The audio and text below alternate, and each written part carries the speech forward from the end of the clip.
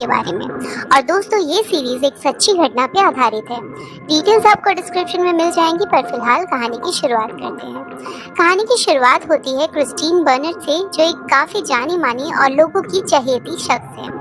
वो एक लेखक है और साथ ही उन्हें इंडियाना, जो कि यूएस का एक स्टेट है, वहाँ की सुपर मॉम भी कहा जाता है, क्योंकि उन्होंने बच्चों की परवरिश के लिए काफ़ी अच्छी किताब लिखी है। वो स्टेज पे आती हैं और काफ़ी लोग उन्हें सुनने आए होते हैं। वो बताती हैं उन्हें इतनी अच्छी माँ बनने के लिए प्रेरणा अपने बच्चों से मिली है।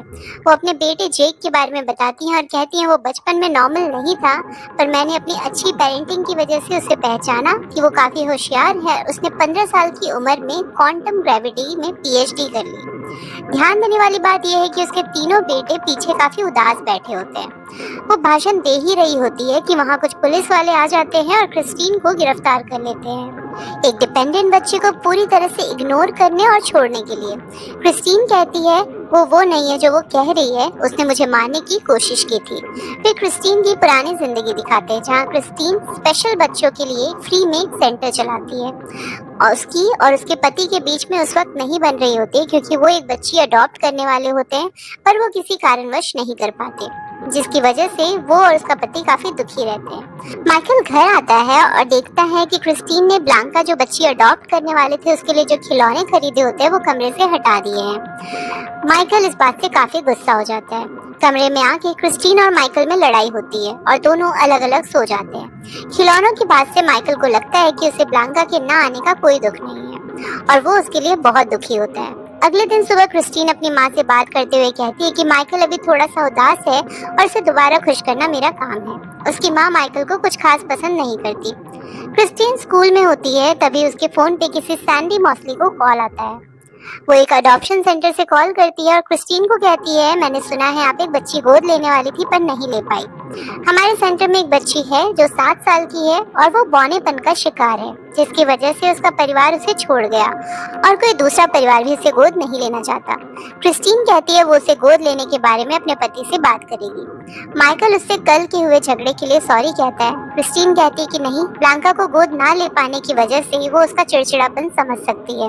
उसे पता है माइकल को हमेशा से एक बेटी चाहिए। माइकल कुछ नहीं कह पाता और वो इस बात से काफी खुश होता है। अगले दिन क्रिस्टीन और माइकल दोनों अपने तीनों बच्चों के साथ अडॉप्शन सेंटर जाते हैं। क्रिस्टीन बच्चे को कार में बच्ची का नाम नटालिया और उसके बौनेपन के बारे में बताती है। वहाँ सैंडी उससे मिलती है और जल्दी ही बच्ची को लेके आती है। बच्ची मिलते ही उन्हें मम्मी पापा करके बुलाती है, जिसकी वजह से दोनों खुश हो जाते हैं और उसके सभी बच्चे भी नटालिया से मिलकर बहुत खुश होते हैं। दोनों पति पत्नी पेपर वर्क के टाइम पे सैंडी से कहते हैं उन्हें नटालिया के पैरों के बारे में उसने नहीं बताया था। क्या उसे और भी कोई बीमारी है? वो कहती है उसके पैरों के लिए पहले कुछ सर्जरीज हुई हैं, पर अब कोई बीमारी नहीं है और नटालिया के पास सर्जरी का बिल भी उसे अडॉप्शन के बिल में ऐड करना पड़ेगा। माइकल घबरा जाता है। क्रिस्टीन उसे मनाती है, तभी वो फिर से नटालिया को देखता है और उनका दिल पिघल जाता है और वो नटालिया को अडॉप्ट कर लेते हैं। वो उसे ब्रेकफास्ट कराने एक जगह पर रुकते हैं। वहाँ उसके तीनों बेटे बीच पे जाके खेलने लगते हैं। नटालिया क्रिस्टीन को भी उसे गोद में ले जाने को बोलती है। क्रिस्टीन खा रही होती है, वो उसे थोड़ी देर रुकने को बोलती है। इस बात पर नटालिया को बहुत ज्यादा गुस्सा आ जाता है और प्लेट तोड़ देती है और भागती हुई खुद बीच पे चली जाती है। माइकल इस बात से बहुत हैरान होता है और वो क्रिस्टीन से पूछता है कि क्या वो ना चल पाने का दिखावा कर रही है। क्रिस्टीन समझाती है कि वो एक बच्ची है, वो ऐसा नहीं कर सकती और बौनेपन के साथ ढांचे में तकलीफ हो सकती है, जिसकी वजह से ऐसा नहीं है कि वो चल नहीं पाती, पर जब वो चलती है तो उसे दर्द होता होगा।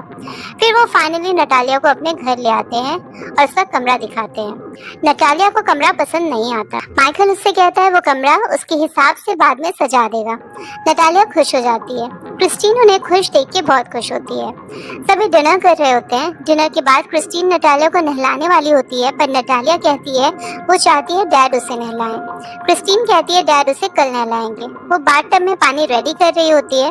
क्रिस्टीन उसे कपड़े उतारने को कहती है तो वो कहती है उसे नहाना बिल्कुल पसंद नहीं है।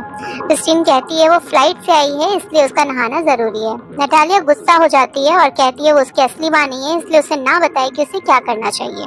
क्रिस्टीन को अजीब लगता है, पर वो जैसे ही मनाने के लिए उसका हाथ पकड़ती है, नटालिया उसे जोर से धक्का मार देती है। फिर उसे सॉरी बोलने लगती है। अगले दिन नटालिया जेक के कमरे की खिड़की पर ड्राइंग बना देती है। जेक बहुत गुस्सा हो जाता है। नटालिया कहती है जेक भी खिड़की पे लिखता है। क्रिस्टीन उसे समझाती है कि वो इक्वेशन बनाते टाइम लिखता है, पर माइकल नटालिया का साथ देता है, जिसकी वजह से क्रिस्टीन और माइकल में बहस हो रही होती है। तभी क्रिस्टीन देखती है नटालिया उनकी बहस से खुश हो रही है। अगले दिन क्रिस्टीन अपनी दोस्त वालिका से बच्चों के खोले गए सेंटर के लिए कुछ डोनेशन मांगती है। हालांकि वो ये काम मुफ्त में करती है, पर नटालिया की वजह से उस पर आर्थिक तनाव है। उसकी दोस्त तुरंत मान जाती है। वो नटालिया के बारे में पूछती है। क्रिस्टीन नटालिया के बारे में सब अच्छा बताती है और ये भी बताती है कि हम दूसरा परिवार है जिसने उसे अडॉप्ट किया है, उसे पहले परिवार ने छोड़ दिया था।